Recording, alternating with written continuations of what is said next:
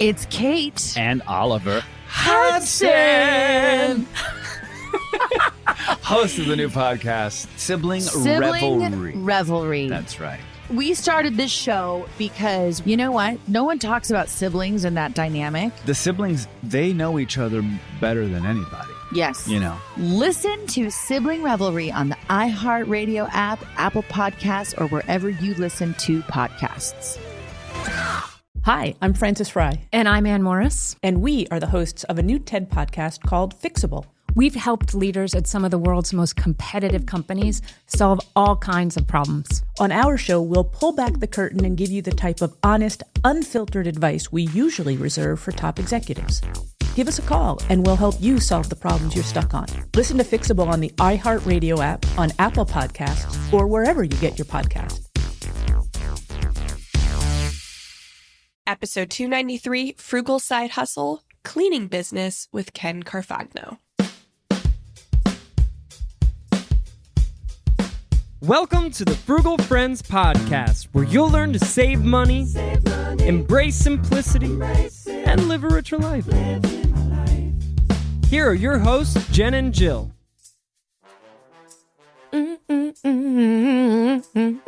Welcome to the Frugal Friends Podcast. My name is Jen. My name is Jill.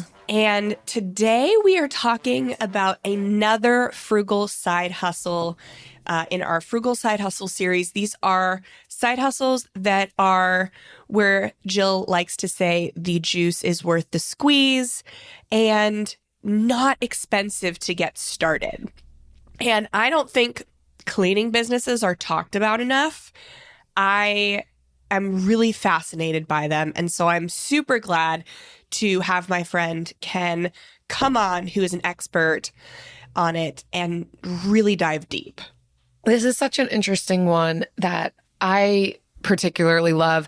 I can't say all the reasons why. I probably don't even know. But I feel as though a lot of times when we talk about side hustles or starting a business, so much of it is digital. And I think I'm really drawn to this very hands-on labor as a service, being engaged with other people and in their homes. Like, this one really makes sense to me. And I think it will be really excellent for others who are similar to me, who are like, I don't want to create websites for other people. I just want to go in and clean. I want to be able to see a start product and an end product and a before and after. And I want to work with my hands, and the ability to make really decent money, as we'll hear from Ken, is exciting. So I'm really excited to present this to others and really for myself. That's why we do interviews. Yes. But first, this episode is brought to you by the 3-day spending makeover. If you are tired of busting your budget every month, but don't want to live under a rock while getting your finances together, the 3-day spending makeover is for you. By the end of this free 3-day challenge, you will find what you value spending on, learn strategies for saying no to the things you don't, and create a plan for guilt-free spending that won't leave you broke. So if that sounds like everything to you right now, head to frugalfriendspodcast.com/makeover to start the challenge today. Free. I love that. What I also love is situations that don't leave me broke. So absolutely, I'm here for it. Absolutely. And if spending is not your issue, maybe it's earning money. That's why we do the Frugal Side Hustle series. While we think everyone could be better at being intentional with their spending all the time, sometimes you can't cut anymore. You got to work on earning more. And so if this is you, and maybe you listen to this episode and you're like, I don't think cleaning is for me, we have several other episodes. So we've got 257, which is freelance writing with Miranda Marquit. Freelance writing is how I was able to leave a 9-to-5 workforce and earn money at home. And then episode 242, creating and selling digital products with Ellie Diop. That one is a really good one. And we've got, this one's a great hands-on one. We do have a few more digital ones in the works. Oh my gosh, the one we did on Salesforce with Brad Rice. there are several of them, and we've got more to come. So we're not going to leave you high and dry on the side hustle front, and we're gonna show you how to do it frugally. So without further ado, our friend Ken Carfagno is the host of the Smart Cleaning School podcast, and he's really passionate about helping people start cleaning businesses and helping those people grow in their business mindset, because it can be easier to start a business than it can be to maintain and grow it. And so that's where his passion really lies. So he has a podcast with like over 200 episodes. And the first 150 of those were literally just step-by-step walking people through the starting and growing of a cleaning business. And so he and his wife, Teresa, have 5 kids, so they know what busy looks like. They know what to prioritize. And I'm just really excited for you to meet Ken and hear about his philosophy and strategies for starting a cleaning business. Let's do it. Ken, welcome to the show. We're super excited to get into this topic that we don't hear about a lot, but really is a very cool, frugal side hustle. And I'm very intrigued because I have friends who just launched their own cleaning business. Shout out to the Wrigleys and Rizzos. And I'm curious to hear your thoughts on the behind the scenes. And I hope they'll listen to this. They're great friends. Who knows? Maybe they will. Maybe they won't. I'm here and I'm excited to learn more. And maybe I'll start my own business. They're in Pennsylvania. Why not start one in Florida too? That's where I'm at. I'm in Pennsylvania. Yay. Awesome, Ken. Well, thanks so much for being here. We are curious. You're here to talk to us about the side hustle that you're an expert at and what you've done with the businesses and the way that you're training others. Can you just jump right in? Tell us, what does it look like to start a cleaning business? What are time commitments, logistics, duties, all the ins and outs? Yeah, absolutely. First of all, thank you so much, Jen and Jill, for having me on the podcast. You guys have had extreme success in this medium. I'm also a podcaster.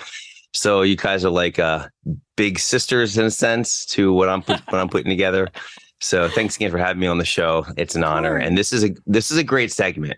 I mean, I remember, Jen, when you and I were at a retreat, business retreat, St. Augustine last year, I kind of pitched this to you like, hey, I have an idea for your show. Mm-hmm. It's awesome. I'm so glad we're able to pull this off. So to dive into your question, this is an awesome side hustle.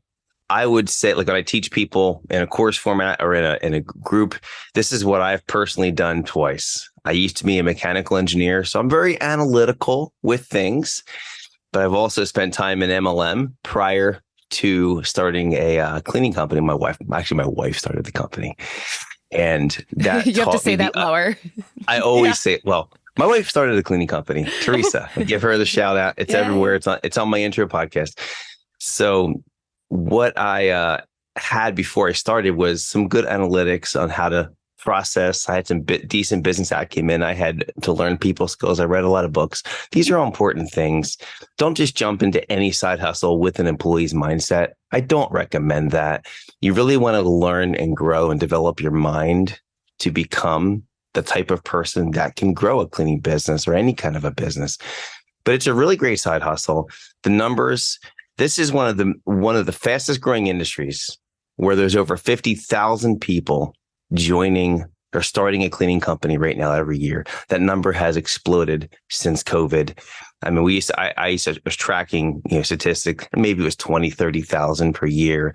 And then COVID, it shot up to 50, 60,000. And I don't expect that to drop. When you have big names like Mark Cuban during the pandemic talking about cleaning, I mean, that is a cool thing because we've always been a behind the scenes industry, like nurses, like the people that are out there doing the things every day for people, and they don't get any credit. They don't get in the limelight. And cleaning suddenly became very important to people a couple of years ago.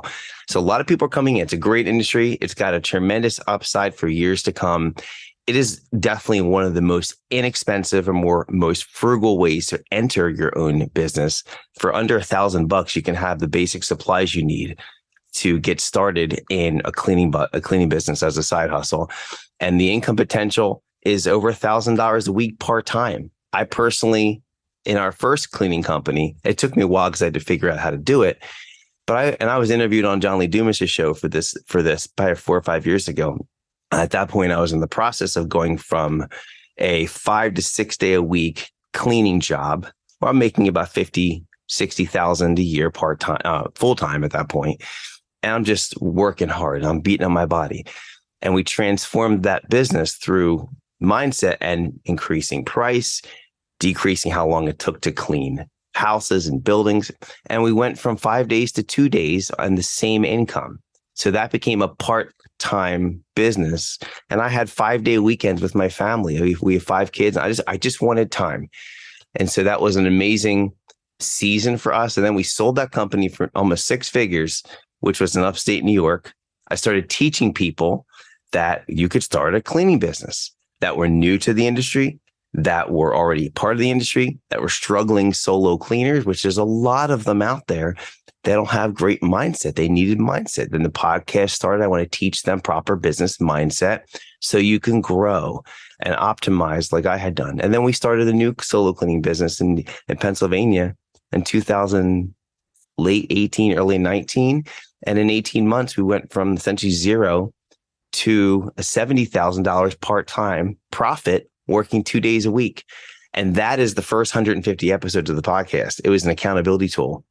Ken says he can do it. Watch Ken do it. And that was the first 150 episodes where I shared week in, week out the actual tactics, tricks, strategies I was using. So I really believe it's an incredible opportunity, side hustle, and the upside long term. You could grow a company beyond working by yourself, Jen. You can build. I have friends that are doing $2 million, $3 million, $8 million, $15 million, $50 million in revenue, have tremendous levels of freedom. And it starts with just saying yes to this. And I can clean one person's house, or I can clean one person's building. It just starts with that, the basic knowledge, and you can grow it to whatever level you choose.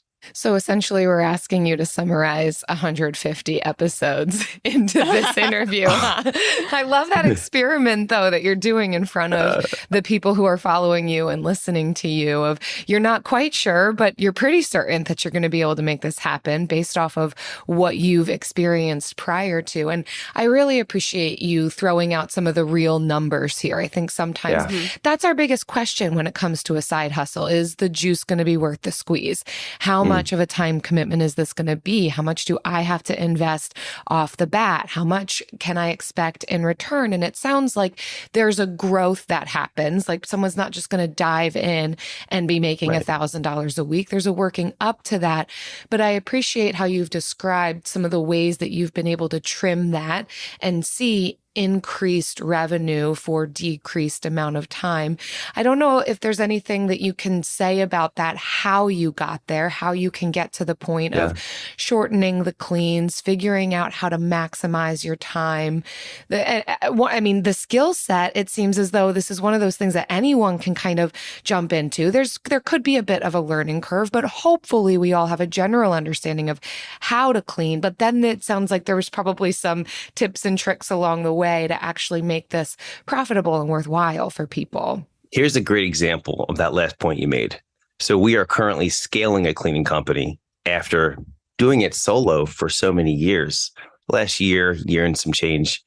And the profile of someone that we're hiring. So our team now has 17 members, and we're going to hire our first manager very soon. And that's allowed us to go from working 2 days a week and having long weekends. We were able to go to Florida, not far from Jen, for the month of February. And we're going back this February so we can take a whole month off and have the business still run.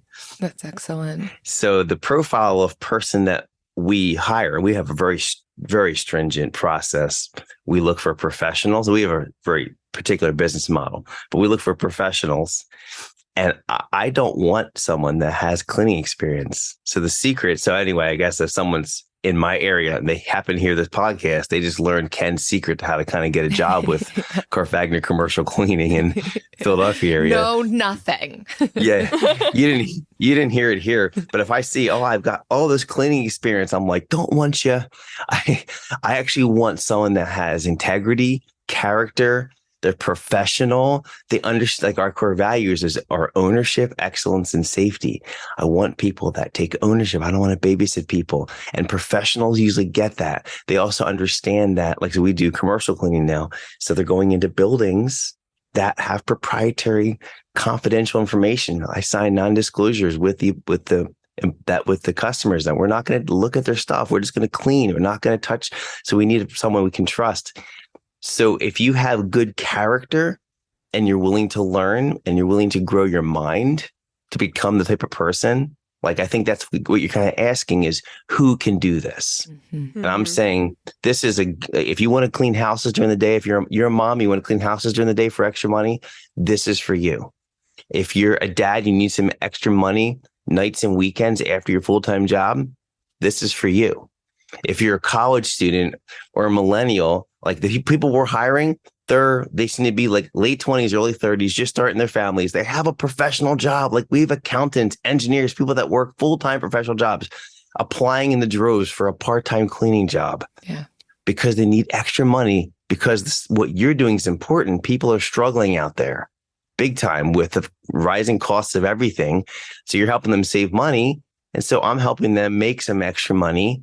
So anyone can learn how to, I know for certain, I've done it for many years. I can teach anyone how to clean. It's not that hard, but it's hard to teach someone to unlearn what they've already learned if they have a lot of experience. That's so interesting. You're just reminding me that when I was in college, I did clean some people's homes. It started out as a babysitting job, and then I didn't really ever like to sit still. So I would clean, I would tidy, I would do the dishes, and they loved that. And suddenly I then was getting hired on Saturdays to come back and do a full clean of their homes. And they paid me more, every single one of them, to clean their house than to watch their children. I don't know what that says about people and their values or the skill set that they think it requires. Yeah. I don't know. But I'm like, why would I come and babysit your kid now? I'd rather just throw in some headphones and wipe down some counters. This is great. But it pays more. Yes. Think of it like this. We had a customer in our first business, Alicia. I shared the second episode of our podcast way back in 2019. It's called Moms Helping Moms Helping Moms. And it was an interesting dynamic of, there's moms out there that need cleaners. Okay, there's moms that are needing to make extra money. And that's a perfect niche. I was starting to teach people in that niche. I've expanded since then. And the third mom, or the moms that are already doing solo cleaning, or at that point cleaning at different levels, and they're helping the newer moms learn how to clean to help the moms out there in the homes. And what I learned from Alicia, because I would always actively, here's a tip, okay? A tip from Ken on cleaning, right? It's not how to clean. I'm always listening. I'm pointing to my ears for those that hear in the audio version. I'm always listening, ear to the ground, of what my customers are telling me. And I'm always asking questions. I'm being curious. And Alicia shared a story. And I asked her, I said, I've been cleaning your house, and this is early on, but cleaning your house for a couple of years. What value is this to you? She's like, oh my gosh, you have no idea, Ken. I'm like, okay, please share.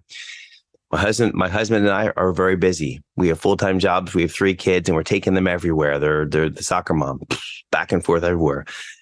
And they want to have their house clean. And so what they were doing is they were busy all week. Finally, the day that they have to themselves on Sunday afternoon, they go to church, they come back, and they spent the whole afternoon on Sunday cleaning their house. It took them, because they're not trained professionals, it took them 6 hours to clean their house every Sunday. They said, we hire you, you're in and out in 2.5 hours, and it looks better than we could do. And we pay you nothing for that. Maybe it's $150 every 2 weeks I would clean.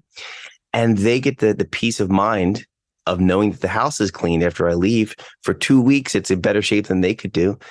And it didn't cost them a lot. The opportunity cost essentially of them having to do it was greater, and they got their Sundays back. And they got so their that's time. what you can do. And that's their time. There's value to that. There's absolutely value to that, both monetary and otherwise. Yeah. So Ken, that kind of leads me into my question. What are the different types of cleaning businesses? Because you've touched on it so far. You've got your commercial, your residential, so tell us about the types of cleaning business and who's best for each.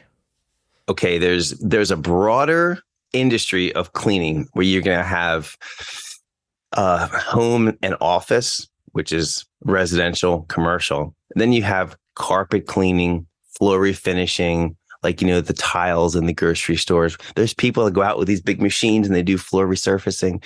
There's carpet cleaning, upholstery cleaning, window cleaning.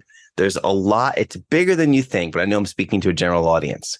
So I'm just going to shrink it down into the realm of we're going to go inside and clean houses or offices.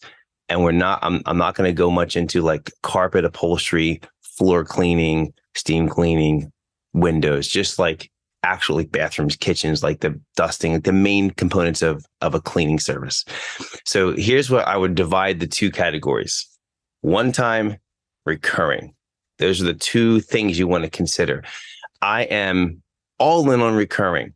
I am not going, I'm going to be very biased because when I want to teach someone how to start a cleaning company, how to grow one successfully, I really like predictable income. I like to get a new office contract that I'm going to keep for 5 or 10 years. And it's month in, month out, I like that.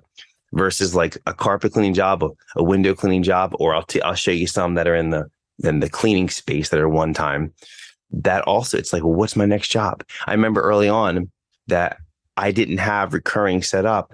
And I was trying to hire and everything, and it'd be Friday. So Ken, where are we working on Monday? I have no idea. I don't know, but I'll get a call over the weekend, and I'll know where we're going Monday. That's how bad it was, and it was stressful. It was eating me up. I don't like that kind of life. I don't recommend it for somebody. Recurring is better. So in general, you make more profit on one time, but you make more long-term stability on the recurring. So I'll put them in those two buckets. All right, that makes sense. Good. So we'll do one time first. I guess I'll include the other ones. Window cleaning is obviously a one-time service. Although you can set it up. There's window cleaners that can sometimes get contracts for office buildings. They can go in once a month, sometimes once a week. So that can be recurring, can be twice a year. Carpet cleaning, you can get contracts that's twice a year, but typically those are one-time things. And then you have someone needs to have their house deep cleaned for spring cleaning. That's called a deep cleaning. That's a one-time thing. Someone's moving, you're helping a realtor to do a move out cleaning, or actually a move in cleaning and move out cleaning. So the process of buying and selling a house, right? So someone's getting a house ready. Hey, help us get the house look amazing for the sale. I call that a sale ready cleaning. Then that couple sells the house and moves out. That's a move out cleaning. It's totally empty. And you clean that to a level 10 detail because you want it amazing for the next people moving in. It's a move in, and then the move out is the people leave. I had it backwards. People moving out have it barely cleaned enough to satisfy the contract of the real estate deal. People move in. So those are all one-time things. Post-construction cleaning. So new houses are being built and you've got contractor cigarette butts and all kinds of sandpaper and stuff building supplies that are stuck in they pull up the vents and stuff. You're like, oh, look at that. All that stuff's down there. And you have construction dust, the white powder everywhere. You rub the wall and it's an inch thick. That's post-construction. Great money. Jen and I know nothing about the type of dust and dirt you're talking about. I mean, cigarette butts all over my house. Okay. I flipped the script as the interviewer now. So tell me the story. I want to hear this one and I'll finish mine. We'll do that post show, but our listeners know that Jen and I are in the midst of our own renovations, DIYing it though. So not as many construction workers we are in our home. own cleaners for that. So you understand that's post-construction cleaning. Mm-hmm. That's another one. People love those Airbnbs. This is the big thing. I want to do Airbnb cleaning. I'm like, no, thank you. vacation rentals, Airbnbs, like you can't keep me far enough away, but the people love those. That's fine. Are they recurring? They can be for sure, because people, depending on how, if it's short term or long term, I don't like it because you have very little time. It's like, hey, here you go, Ken. You can clean this between 1 and 3 on Saturday. Thanks so much. I prefer to have it scheduled. I'm at the house every other Thursday for the next 5 years. Yeah. So those are the one-time buckets, and there's others, but those are some general ones. And I think there's a follow-up about who would do certain ones. But the recurring ones, the two main are you can clean houses, you can clean offices, commercial cleaning, residential cleaning. Yeah, I mean, I think that you've described well the pros and cons of each one. And I think depending on who we are in our own personalities, personhood schedules, we can kind of know based on the pros and cons what doesn't sound like a big deal and what is a really big deal. Certainly, if you want flexibility, that Airbnb gig is going to be a difficult one. It is. This is just a really side question, but do you ever get any concerns about, well, you've said one of your core values, or I don't know how you described it, but is safety. And going into people's homes. I could see that being one of the most draw for people, the reoccurring, I'm going into these homes every other Thursday, but yet you're going into people's homes. It's a really intimate experience to be invited into someone's home. How have you navigated that? Like for someone who's thinking about this and that might be a barrier, what do you have to say to that? That was particularly difficult for me in the beginning. So I started cleaning homes on a regular basis in 2006. So we've been in the cleaning industry. I left engineering. Well, I got fired from engineering in 2005. And then mid 2005, we started the cleaning business. My wife started it, as I said earlier. Teresa. And then we were doing apartment cleaning. That's another thing to apartment cleaning, apartment turnovers. Those are also non-recurring. They're just whenever I have 5 units need to be done by the end of the month. So when I was starting out, I had a particular disadvantage because I'm a man cleaning houses. I did that for 15 years. I do office cleaning now. But in the world of house cleaning, it's dominated by women. I mean, I dealt with women 90% of the time as far as the customer, sometimes the husband, but usually the wife, the mom, the women. And then the women are cleaning. And so it's heavily dominated by women. And so me as a man cleaning a house, that was a particular challenge for me coming into someone's home, dealing with a wife that has kids. Like, how do I build trust? That was a particular challenge. So if I can do this, then any mom out there should feel way more comfortable. So there's the piece of trust and comfort. And then like, do I feel safe in this post, COVID world? There's a 2-part question. I'll answer the first one. So going into someone's house, if you're a person that's trustworthy, you won't have any problem. It's an honor for someone to let you in the door. As long as you carry yourself with trust and you do things that you would do, like I would say, treat someone's home better than you would even your own home. Like treat it like it's your work location. You're not going there to open the refrigerator and get a ham sandwich. You're not there to, I mean, the bathrooms, they're not quote unquote public restrooms.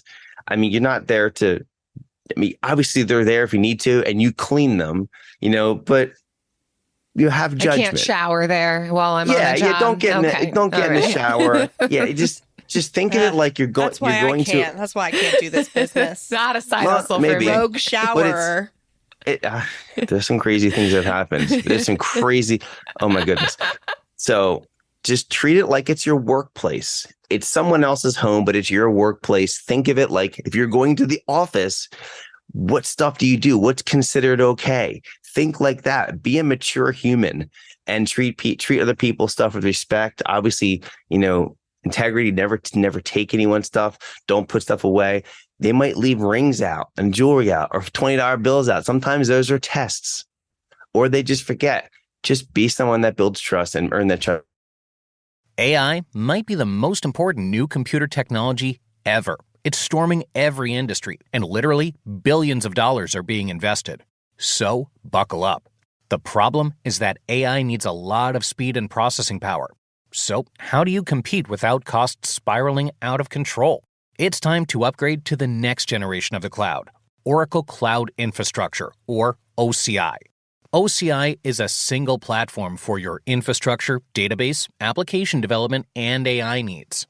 OCI has 4 to 8 times the bandwidth of other clouds, offers one consistent price instead of variable regional pricing. And of course, nobody does data better than Oracle. So now you can train your AI models at twice the speed and less than half the cost of other clouds. If you want to do more and spend less, like Uber, 8x8, and Databricks Mosaic, take a free test drive of OCI at oracle.com/strategic. That's oracle.com/strategic. oracle.com/strategic.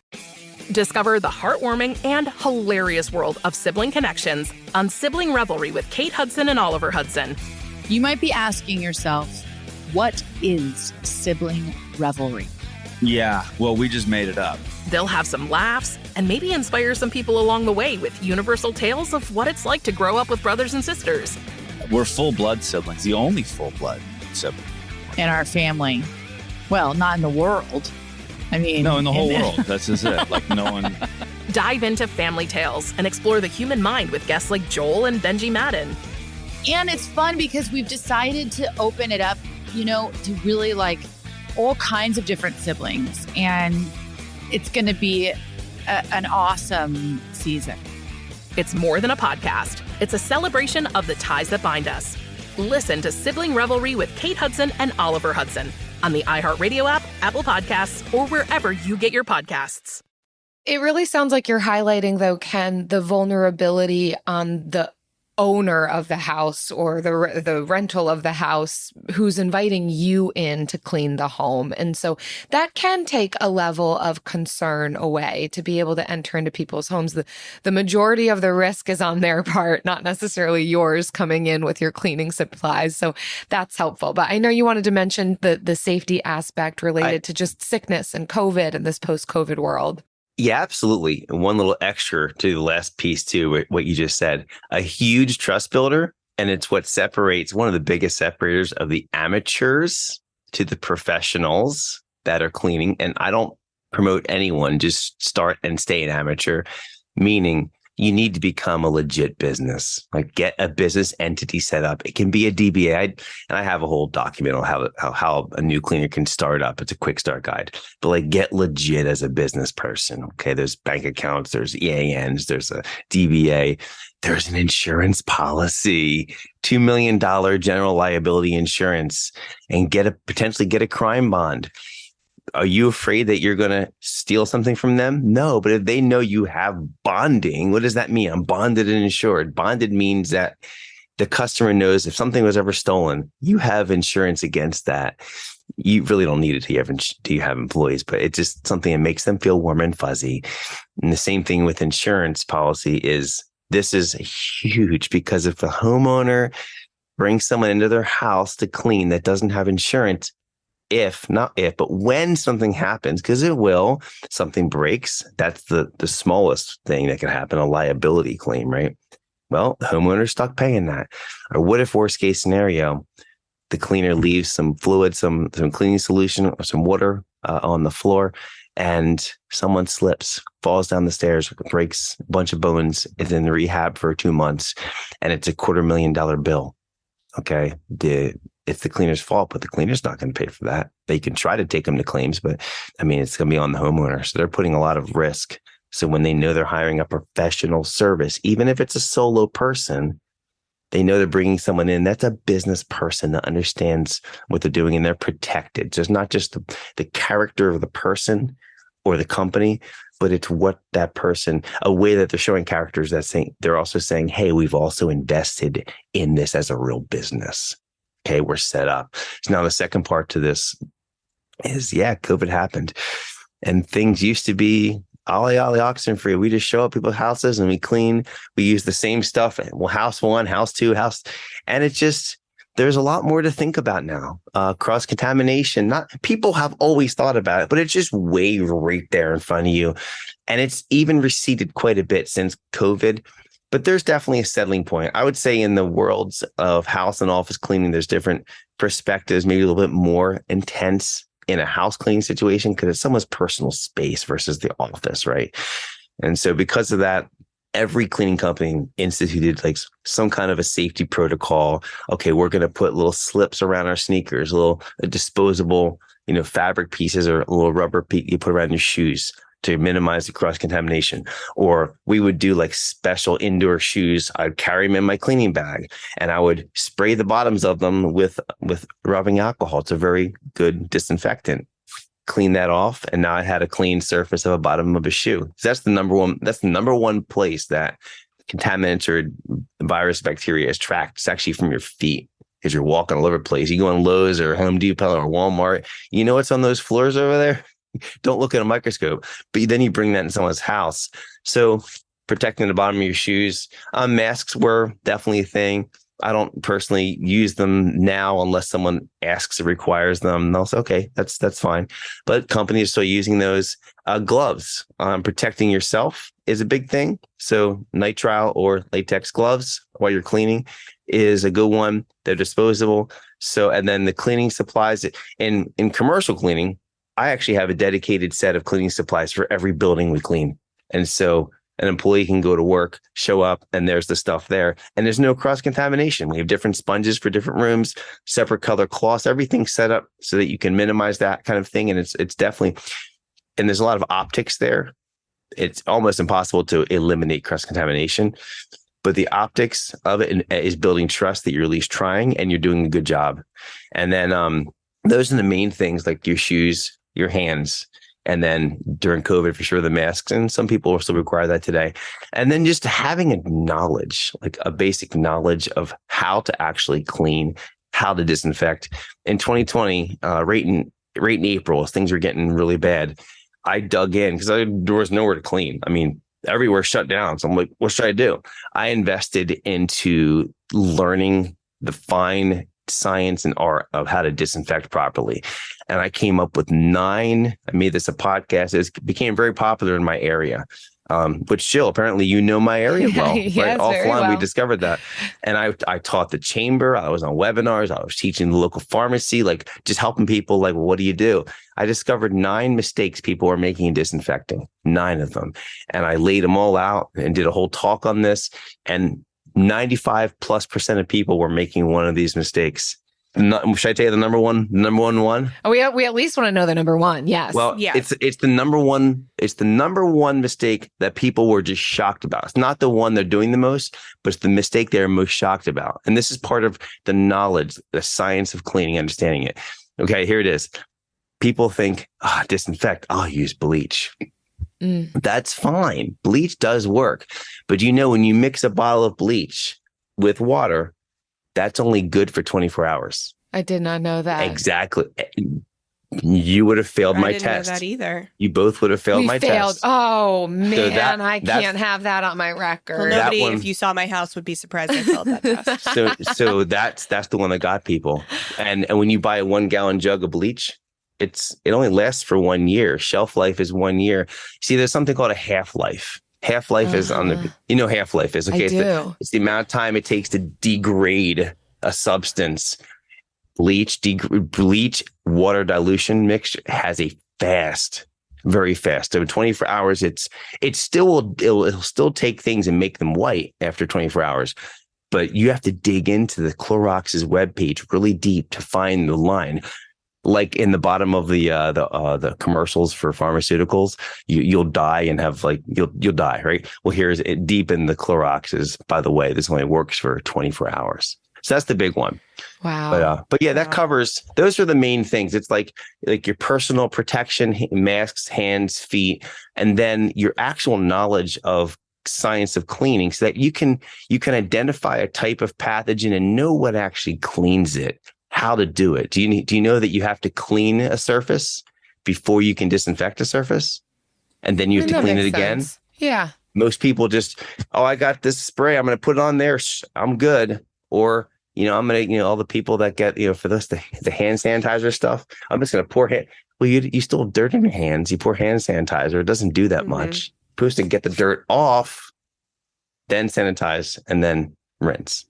Don't tell my toddler that, because sometimes all I can do is get the alcohol on his hands, the Well, don't let them listen to this podcast then. Oh, I never do. Oh, you're safe then. Yeah.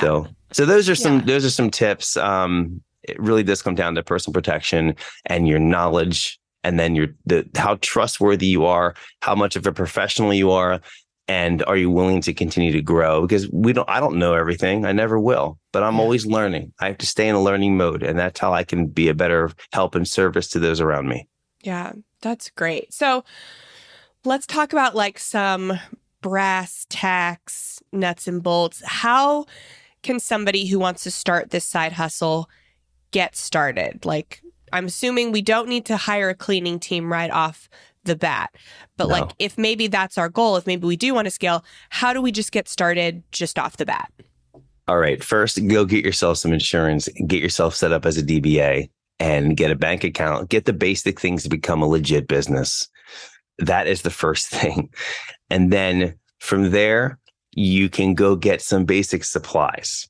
I don't think you don't have to go to the level of like a janitorial supply company and spending thousands of dollars, but you will need a vacuum cleaner. You will need some spray bottles and some chemicals. And you don't have to do a ton of research. You can literally take the things that you have under your kitchen sink, put them in some kind of a tote to make them look professional, clean them off, grab your own personal vacuum cleaner if you need to, and then go clean someone's house. I always recommend that you start with someone that you know and just say, hey, I'm practicing. I want to get going in this. Can I just clean your house? Let me get practice. Who's going to say no to that? I know, right? Practice over here. And then all I ask for in return is when I'm done, would you be willing to give me a review on my Google page? Set up a Google page, set up a Facebook page, get some basic like, hey, I have a cleaning business. I mentioned the insurance already, right? It costs it's different across the nation, but let's say $500 to $800 per year to get a $2 million policy for general liability, all in on equipment, especially if you're using your own stuff. $500. If you spend more than $500 to get started, I'll personally slap you over the head with a vacuum cleaner. You don't need to, or with the hose attachment. You don't need to do that. Over time, you get better equipment. You become more professional, but you got to get started. Don't overthink it, right? Well, how do I find my customer? Go clean for free at a friend's houses. Join a local networking group. Okay, BNI people. Okay, close your eyes, close your ears here. Don't join BNI. Join somewhere that is very loose requirements that you can just get to know some other business people. I'm not sure if you're familiar with the different types of networking groups and stuff for local businesses, but just find a group, join the chamber. These are things you can do over time. Start building your local network. See if others in business want to grab breakfast, want to grab lunch, go out, find other cleaners locally, connect with them. Figure out who you want to serve. Do I want to be in houses? Do I want to be in offices? Do I want to do recurring? Do I want to do one time? What's my goals? Like, think about all these things. Like, a basic business plan is good to also have. Like, you don't have to sit down and write a 20-page report. This isn't college, but something simple as, well, I need to make some money. Well, how much money? And this is something that I put in like on the podcast or in the course. I call it the peace factor. And the peace factor, and this is for those that are really following budgets. I grew up in the Dave Ramsey experience, and we did the whole thing and all the the baby steps. And we took us like 11 years to earn our debt freedom. It took us a long time. The peace factor is a metric I use, brass tacks, on how to measure your progress in, let's say, a solopreneur type of cleaning business, and as you're growing a little bit too. It's how much money do you need to hit your goal? If you have a full-time job, but you need $500 more to hit whatever goals you have as a family, $500 is your number. If you're looking to get out of your job and you're like, hey, I would love this cleaning thing to be my full-time thing, how much money do you need to run your household? We need $4,500 a month. Whatever that number is, I highly recommend going the recurring income route.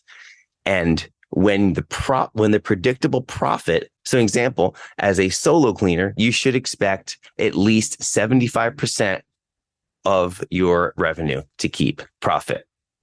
I've seen some go 90%.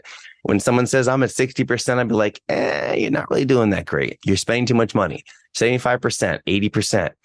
So if you need to make 4,500, or keep it numbers easy, if you need to make 4,000 to run your home, make it a goal for the profit of your cleaning business to be 4,000. That means you need a revenue of at least 5,000 per month. That's 60K in revenue produces 4,000 in profit per month.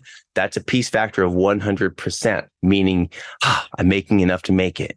But when your profit is less, let's say that person, they won $500 and they clean 2 houses and they're profiting $290 or $300 a month, but they need 500. They're at 60% peace factor. They're not quite there. They're feeling a little bit of strain, that like not peace, unrest. And on the other side of that, if they're making 800 a month profit and they need 500, that's 130% peace factor. And they're like, this is awesome. We have extra money. There's a feeling of like empowerment. So that's a metric I use. So make something like that very simple as a goal. How much do you need? Okay, how many customers do you need to make that? So if you're looking at the house cleaning world, I would say, and I put this on a basic blog, and one of my most popular episodes is how to start a solo cleaning business. I go through all this. I have a quick start guide as well. You'll find in house cleaning, the average house should earn you in revenue $125 to $150. If you're getting per clean, every 2 weeks is a tip. Most people hire bi-weekly every other week in house cleaning, probably 60%, just a quick number, 60% hire every 2 weeks, 20% hire every 4 weeks, 20% hire every week, just basic numbers. And 125 is a solid number. 150 is becoming more normal. 200, I'm over 200 easily when I was doing house cleaning because I'd earned my way up to higher prices. If you're charging under $100, just stop now. Just quit. Don't quit, but don't start under $100. Learn how to do it. Cleaning the whole house. That's if you're spending hours there. I know when I was doing house cleaning and I would, someone would call me, hey, can you come over for an estimate? And I find out that their current house cleaner is charging under $100. I could figure that out on a phone call. Then I knew that they were an amateur cleaner. Amateur cleaners don't have any expenses. They just clean. Like they just take their stuff. They have no insurance. They have no business, and they make like 99% of what they bring in. So they can charge $80, and they undercut the industry. And they don't. Some of them do a good job. I'm not saying, hey, don't do it. I'm just saying it's not the way that you're going to want to build and sustain something long term with the potential to grow something for financial freedom in your life. I'll put it that way. You want to know what has grown so much freedom and is our peace factor? Just peace never all undercut, around the board. Never. What? The bill of the week.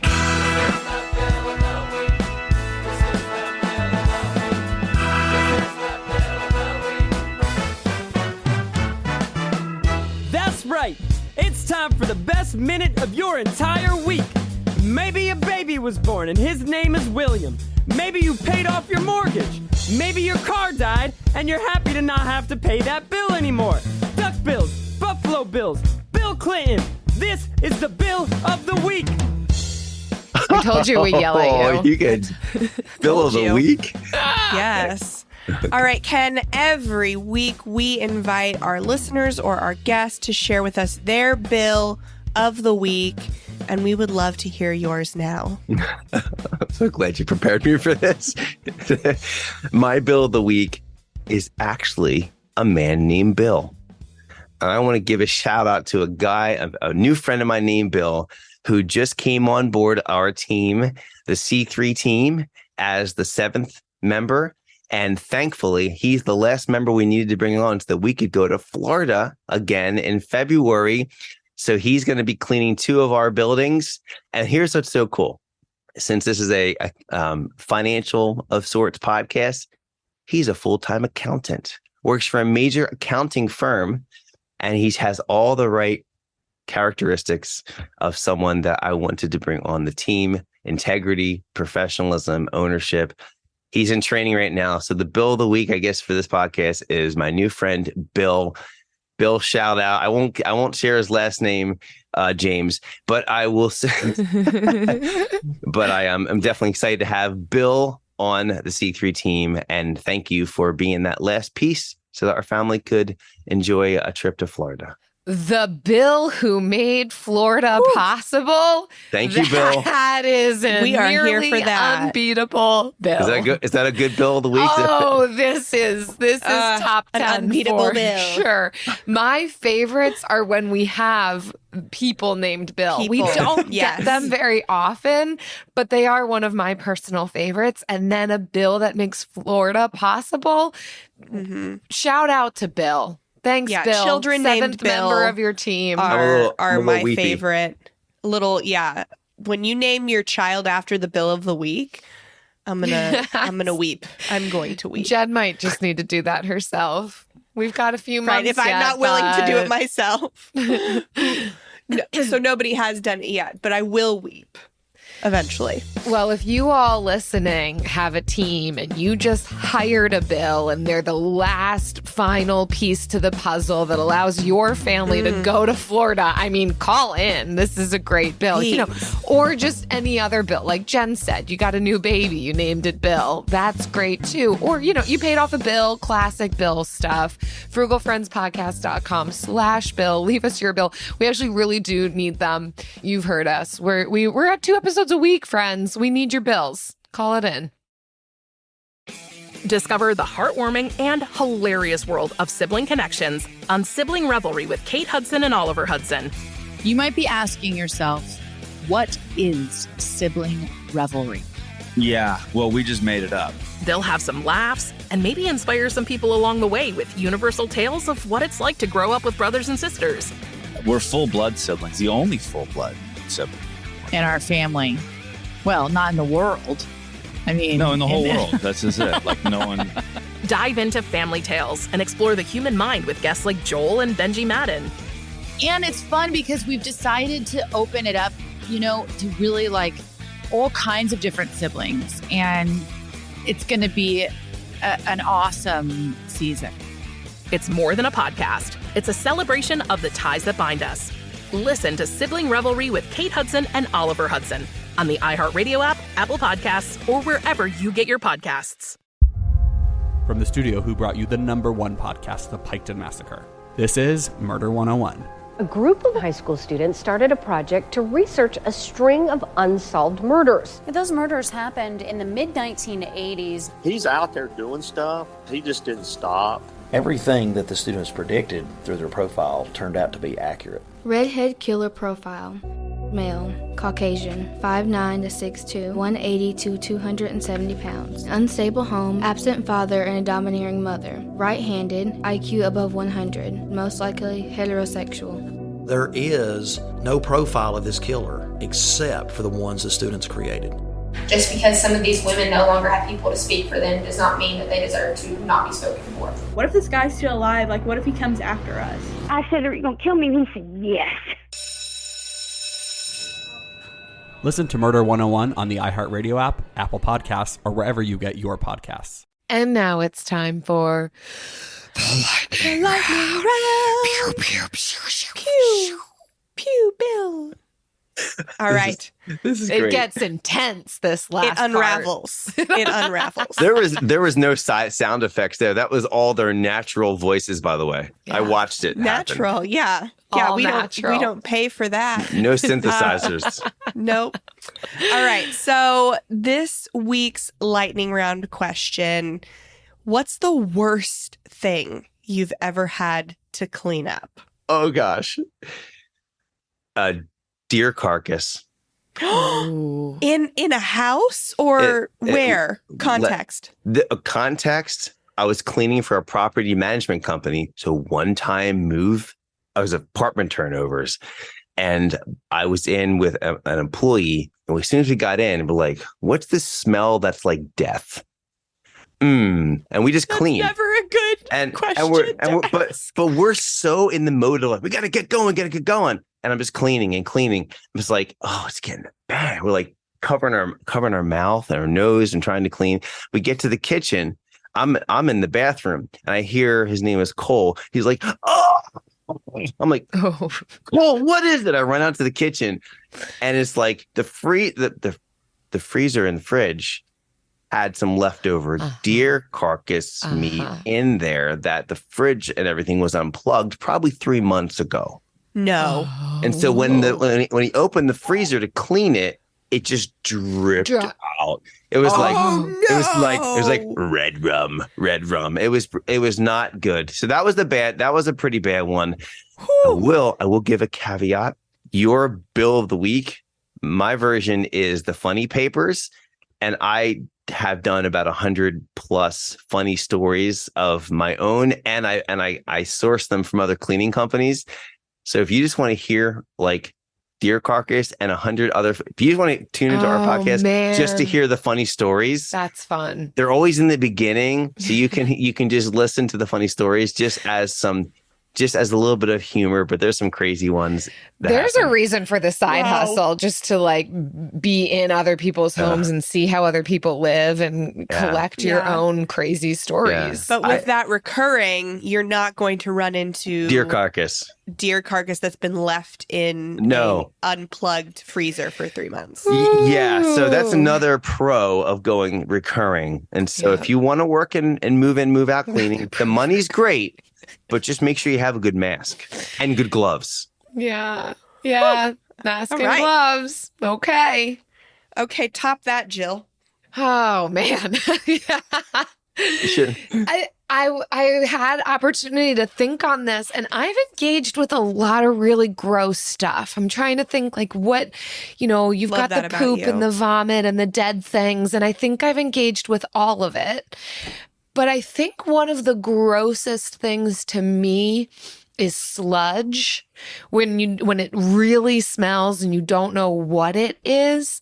And so my experiences with sludge, there's a variety of examples I can give. Snake in a drain is really gross. Oh, yeah. We lived in an RV, so we were always really, really deeply connected with our waste. There was one time, this might be the grossest, I did a project in school of composting, but I apparently didn't learn enough through that project where you have to, combine the wet and the dry. And it was just a bunch of wet that then I left in my locker for the whole rest of the year. Like this was early on, first semester, and I didn't see it until the end. And it was the grossest smell, mold, goo, and juice, and solids too still somehow. And that was probably one of the worst things I've ever smelled in my life. I'll go with that one. And I was responsible. Like no one was going to clean that for me. I had to clean it. Yeah, you did that. But now I know how to compost well. I learned the hard way. Don't do what I did. Put it in a plastic Tupperware in your locker for the rest of the year. Ooh, okay. Okay, go ahead, Jen. I mean, you're a mom, so you've engaged with it all. So for me, it's going to be poop in two ways. So the she first... said poop. Oh, yeah. The first was actually, I didn't have to clean it up, but when we were renovating an RV before we had Kai, this man who had owned the RV before flushed things down the toilet that shouldn't be flushed, like paper clips and aluminum foil. No. And really, I think he just used it as a garbage can. And so trying to clean that out, Travis is still scarred by like having to, getting a masticator and just all the things. So that's more his story though. Mine is so potty training with poop has just been so degrading to my life, to me, to my mind. And I think the worst one was we had our power out during Hurricane Ian, and Kai woke up, no lights in the house. This was obviously, he had to do this when there was no power. And his entire pull-up was just full of poop. Like it had Keep in mind, everywhere. We're not explicit. We don't have an explicit rating, Jen. So that's all I'll say about it. It was Sorry and if you're eating your like when lunch. they're an infant, like versus they're 3.5 years old. They just They're produce a lot human. more. They're suddenly a full-grown adult. And it was just not formed. It was everywhere. And there was no light. I just put them in a dark tub. Like, thankfully, there was a window in the bathroom, but that was all we had. And it was first thing in the morning, too. So it was like the first thing I did for the day. So, like, that and the times where he just, like, poops his underwear 3 times in a day. And I'm just like, I give up. I quit parenting. Yeah. I'm done. Yeah. We have 5 So of then I them. decided to have another. Yeah. We have 5 of those, and every single one has done what you just said. And add the stomach bug in when they explode at both ends, and your wife Teresa, who started the business, doesn't want to touch vomit or that. So I'm doing all of the cleanup because I'm the professional. That Yeah, by the the way, life of a parent. Yeah, well, that's the problem when the teacher becomes the master, or when the That's student true. becomes the master. Fun Yeah. fact: I also have a son named Kai. We talked about this before. Whoa, that's I so think- cool. But we spell them differently. Mine's Okay. Kye. Okay. Mine's Kai. Yeah. Technically Kairos, but Kairos. yes. Yeah. Cool. Ken, thank you so much for coming on and sharing this wisdom with us. Where can people find your podcast, find more from you, find all of this goodness that we could not get to on the show? Oh, well, thank you so much for having me on the show, Jill and Jen. It was an honor. And you guys are doing great things. You're educating the masses that are struggling out there. So keep doing what you're doing. Thanks for bringing me on for this feature on Side Hustles. The best place to find me is just go to the Smart Cleaning School podcast. You can go to the website, smartcleaningschool.com. There's links there. And then you can go to any major podcast player and find us. We're over 350 episodes as we speak. And I believe we're the second largest podcast in our industry. So It's a good one. It's a really good one because I bring on the best and brightest. I'm an ambassador for the industry. So I'm bringing on the best coaches, performers. I kind of look at it like I'm like a Tim Ferriss in a sense for the industry. Like, how can I bring the best from our industry and showcase them and have them teach? And then I'll do solo episodes to teach the solos and teach mindset. So check out solocleaningschool.com and just look up our podcast. And yeah, check it out. If you want to reach out to me, there's places you can, on the website, you can do a free coaching call. There's a link for it. So I look forward to hearing from you and hearing what you think of the show. Thanks so much, Ken. Okay, I think I might leave you to go clean. It's so satisfying. Clean my house. Yeah, Come here. Yeah. Don't leave me. Come to my house. Just go. Let me come practice. Yeah. Oh, I would love to have someone just come practice on my home.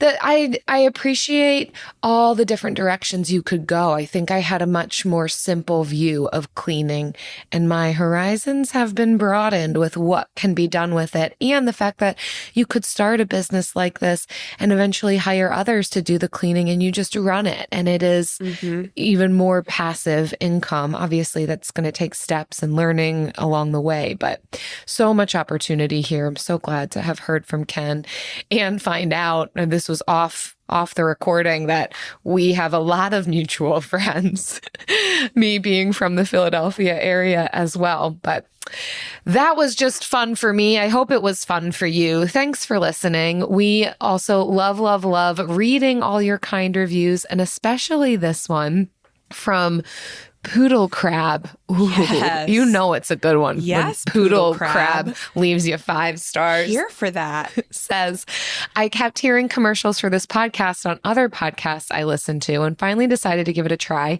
After a few episodes, I was still in denial about how bad my finances were and wasn't really considering their advice, but kept listening. After a few more episodes, I realized the hosts felt like my friends and I began to open my heart up to their advice. Now I'm back on my debt payoff journey and feel so much better about my life choices. I'm still quite a ways behind on episodes, so you ladies will keep me company for months to come before I'm caught up. Who knows? Maybe then I'll go back and start over again and keep myself motivated. Heart emoji. So many heart emojis for you, Poodle Crab. And also the celebratory emojis and the hug emojis and the gratitude emojis. Poodle Crab. I don't know if it's because of the pregnancy, but this makes me want to cry. You look like you're holding back tears right now, actually. Oh my gosh. This is everything. This is everything. This is why we do what we do. And I always say it is so encouraging to hear your reviews and to get your emails and to talk to you guys, because like sometimes it's easy to think that maybe our best episodes are 100 episodes behind us and we're kind of just like, I don't know, doing this thing, hanging on so that we can hang out with each other. And then to hear this is what I want to do all the time, is just inspire people to make changes so that they can feel good. Yeah. Well, the safety that you feel and the fact that we feel like friends, and that I couldn't ask for more. Yes, we are the Frugal Friends. So glad you found friendship and safety here. Good job, Poodle Crab. Keep going. Woo!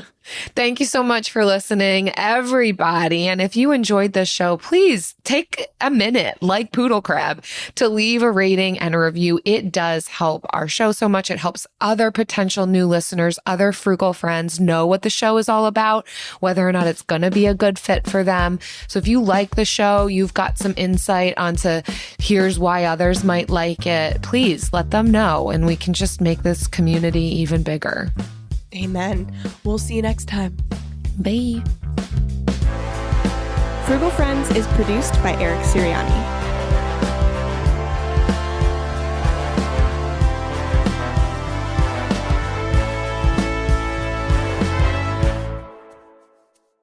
Jen. Yes. I have a frugal fail. It happened to me, and it happened to me recently. Okay. I need stamps, and I've needed stamps for a very long time. I don't often send letters. So, one book of 20 stamps usually lasts me a good long while, but now we're running out, and stamps have been on my list for a very long time.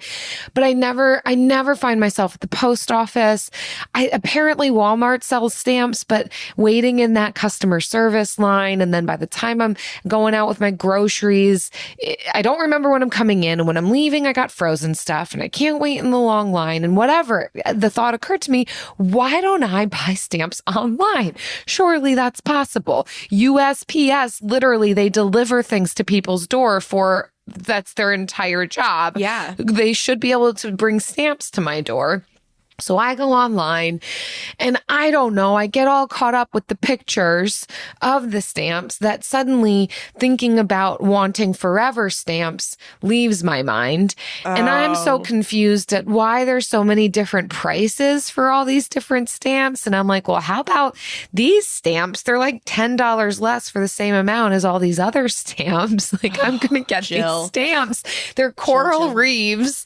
Look at this. Look at how pretty they are. They're so pretty. They are beautiful. I'm looking at them right now. They are beautiful. And then they show up at my door, and I'm like, wait a second. What are these stamps? They just look like stickers. Can I even mail anything with them? Yes, I can mail something with them. And I'm still uncertain. I think I'm going to have to go to the post office. They're postcard stamps, but I can't figure out what the value of them is. And anytime I look on the internet, the value is one postcard. Yeah. Okay. So on the internet, they're like, it's the value of whatever's listed on the stamp. That's not there's no value listed on the stamp. Okay, so it's just whatever the current rate of a postcard is. I never knew mailing stuff was so complicated. And I'm getting into like the deep web of USPS where they're like, this is how much to send this kind of envelope. This is how much to send this level of ounces. And I'm just like, I don't know just what is a stamp anymore. And am I going to have to like buy a scale to figure out how much it's going to cost to mail this thing? So now I think I'm going to have to just put 2 of these stamps and like hope and cross my fingers. Like put 2 of the stamps on a regular envelope. How many postcard Google stamps? doesn't like, I can't. It's not saying information, anything real. It's like the Matrix and spreadsheets and no real information. I am this close. And if you could imagine video, it's like a very thin closeness, like a dime's width of closeness to just going to the post office and asking them, solve this riddle for me. I'm picking up some forever stamps while you're there. If I have 100 postcard stamps, how many regular letters can I send? This is treasure. Or the I just now the checkout line at Publix sells should I just stamps. I don't go to Publix. Should I just only send postcards? Would it be good for any postcard? Is it a forever postcard stamp, or is it only the amount of money that you would spend on a postcard stamp in 2019? Because it does say 2019 on it. Well, do I have to figure out? If you have the answer to this question and you're listening, Jill at frugalfriendspodcast.com wants to know. Who knew the Postal Service was such a riddle to figure out? I got caught up with beauty, and beauty steered me wrong. I should have just went with the American flag, even though it's not what I wanted. I wanted coral reefs. It's what I got, but who knows if I can send a letter now. Yeah, I wish I'd known. I was just at the post office and I just picked up some forever stamps. Again, or I make a life shift where now all I send is postcards. I'm fine with that. I'm not writing anything that everyone else can't read. Fantastic. And if I am, it's just good, my other favorite word, salacious material for the postman. They love that stuff. Yep. Stick figure drawings. Discover the heartwarming and hilarious world of sibling connections on Sibling Revelry with Kate Hudson and Oliver Hudson. Dive into family tales, explore the human mind, and laugh with guests like Joel and Benji Madden. It's more than a podcast, it's a celebration of the ties that bind us. And it's fun because we've decided to open it up to really like all kinds of different siblings. And it's going to be an awesome season. Listen to Sibling Revelry with Kate Hudson and Oliver Hudson on the iHeartRadio app, Apple Podcasts, or wherever you get your podcasts. Hi, I'm Frances Fry. And I'm Ann Morris. And we are the hosts of a new TED podcast called Fixable. We've helped leaders at some of the world's most competitive companies solve all kinds of problems. On our show, we'll pull back the curtain and give you the type of honest, unfiltered advice we usually reserve for top executives. Give us a call and we'll help you solve the problems you're stuck on. Listen to Fixable on the iHeartRadio app, on Apple Podcasts, or wherever you get your podcasts.